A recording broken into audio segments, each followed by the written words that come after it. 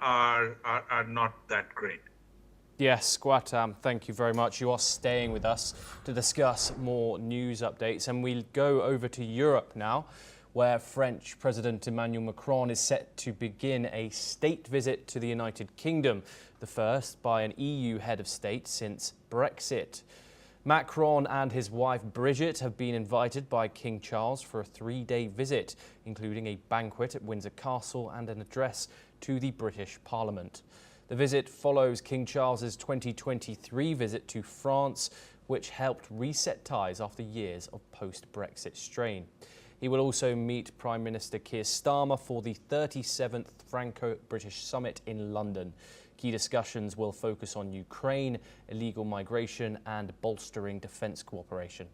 Macron and Starmer will co-chair a high-level meeting on Ukraine as well, and will be joined virtually by President Zelensky, German Chancellor Merz and Italian Prime Minister Giorgia Meloni. The talks come amid the US's decision to halt some arms shipments to Ukraine and a major Russian missile strike on Kyiv. The two sides will discuss a post-ceasefire reassurance force and ways to increase diplomatic pressure on Moscow. Migration policy is also on the agenda, as small boat crossings into the UK are on the rise. London is pushing Paris to take tougher action, and French police were recently seen intervening. We're now joined by Gautam Mukherjee once again to discuss the significance of this visit. Gautam, why is Macron's visit here being described as historic, and how significant is it that he is the first EU head of state to visit the UK since Britain voted to leave the European Union in 2016? Well, of late, the Starmer government has re-established ties with some of the countries in the EU because having exited the EU, Britain's been having a hard time of it in terms of trade and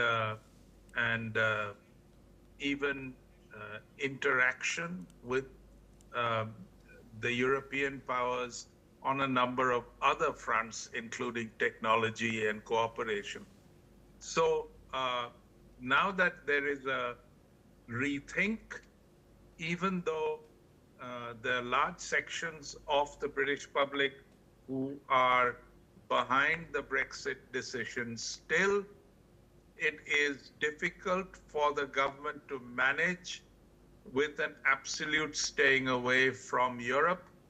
And therefore, this visit from Mr. Macron will go some distance into normalizing more and more interaction between Britain and the EU. In addition, with America reluctant to fund and provide equipment, military equipment to Ukraine, it has become fairly incumbent on the European powers and Britain to step up to the plate. It is not going to be easy for them. It is a very expensive business. And some might argue the more they help Ukraine, the longer the war is likely to last. So is it productive, counterproductive? Zelensky will ask.